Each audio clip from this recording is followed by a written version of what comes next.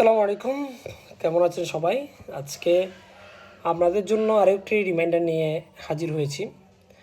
হাদিসে এসেছে, হযরত সালমান ফারসি রাদিয়াল্লাহু তাআলা আনহু বর্ণনা করেন, শাবান মাসের শেষ দিন রাসূলুল্লাহ সাল্লাল্লাহু আলাইহি ওয়াসাল্লাম আমাদের উদ্দেশ্যে এই মর্মে বক্তব্য দেন যে, হে লোক সকল, অবশ্যই তোমাদের সামনে মহান মাস, বরকতময় মাস উপস্থিত। এই মাসে তোমরা 4টি আমল বেশি বেশি আদায় করবে। এর মধ্যে 2টি কাজ আল্লাহর জন্য আর 2টি কাজ তোমাদের নিজেদের জন্য। আজকে এখানের মধ্যে আমরা যে 2টি কাজ আল্লাহর জন্য বলা হয়েছে, সেই 2টি কাজ নিয়ে বিশেষভাবে কথা বলবো। তো আল্লাহর জন্য যে 2টি কাজের কথা বলা হয়েছে, তার মধ্যে একটি হচ্ছে কালেমার সর্বোচ্চ তসবিহ লা ইলাহা ইল্লাল্লাহ পাঠ করা, এবং দ্বিতীয় নাম্বারের মধ্যে হচ্ছে আল্লাহর কাছে বেশি বেশি ইস্তেগফার তথা ক্ষমা প্রার্থনা করা।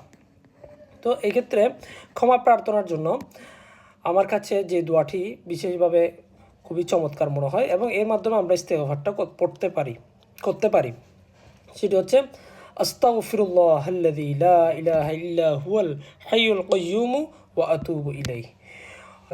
তো এটার অর্থটা অনেকটা এরকম যে আমি ওই আল্লাহর কাছে ক্ষমা চাই যিনি ছাড়া কোনো ইলাহ নাই, লা ইলাহা ইল্লাহু, যিনি ছাড়া কোনো ইলাহ নাই, এবং যিনি কি হাইয়ুল কাইয়্যুম, অর্থাৎ তিনি চিরঞ্জীব এবং তিনি চিরস্থায়ী।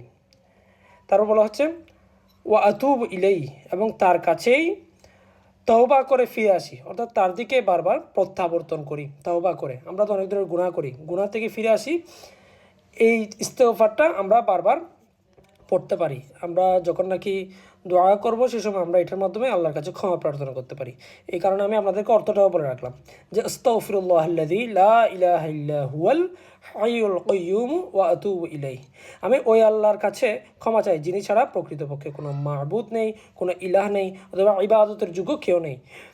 তিনি চিরঞ্জীব, চিরঞ্জীব মানে তিনি সবসময় জীবিত থাকবেন এবং তিনি চিরস্থায়ী, অর্থাৎ তিনি সবসময় থাকবেন। একটা হচ্ছে জীবিত থাকে, একটা হচ্ছে থাকা। তিনি সবসময় থাকবেন, তার অস্তিত্ব সবসময় থাকবে, এবং তার কাছেই তওবা করে ফিরে আসি, অর্থাৎ তার দিকে আমরা সবসময় প্রত্যাবর্তন করি। এই কথাটা বলা হচ্ছে। আল্লাহ তাআলা তো তওবা করলে ক্ষমা করার কথা বলেছেন, তাই আমরা এটা পড়ে সবসময় ইস্তেগফার করতে পারি। তো আজকের রিমাইন্ডার এটাই, ইনশাআল্লাহ আমরা সবাই আমল করার চেষ্টা করবো। আসসালামু আলাইকুম ওয়া রাহমাতুল্লাহি ওয়া বারাকাতুহু।